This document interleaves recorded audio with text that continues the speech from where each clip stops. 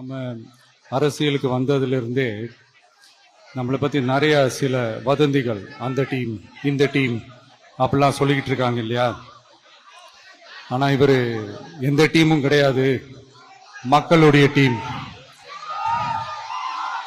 Peoples team அப்படின்னு எல்லாருக்கும் தெரிஞ்சதுக்கு அப்புறம் வேற என்ன அவதூறு பரப்பலாம் இவர் மேல அப்படின்ட்டு ட்ரை பண்ணி எல்லாமே அவங்களுக்கு ஒர்க் அவுட் ஆகல.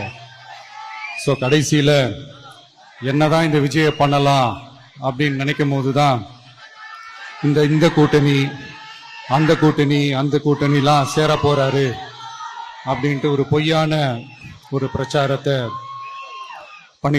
ஸ்டார்ட் பண்ணிக்கிட்டு இருந்தாங்க. இந்த நியூஸ் எல்லாம் கேட்டு நீங்க கொஞ்சம் கன்ஃபியூஸ் ஆயிருப்பீங்க.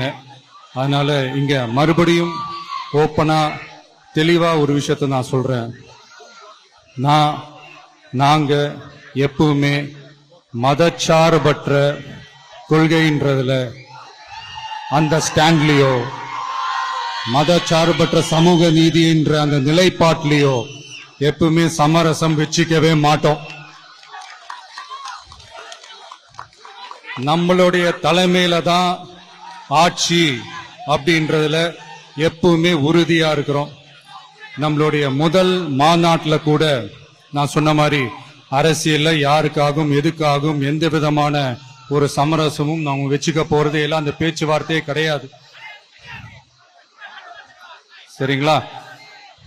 அதனால யார் என்ன அவதூறு பரப்புனாலும் தயவு செஞ்சு அதை நம்பாதீங்க. எல்லாம் வல்ல இறைவனின் அருளால் நாம நினைச்ச டார்கெட்டை நம்மளால நிச்சயமா அடைய முடியும். இன்னைக்கு என்னுடைய இஸ்லாமிய சகோதர சகோதரிகளுக்கு என்னுடைய ரமலான் நல்வாழ்த்துக்கள். கான்பிடண்டா இருங்க, நல்லதே நடக்கும், வெற்றி நிச்சயம்.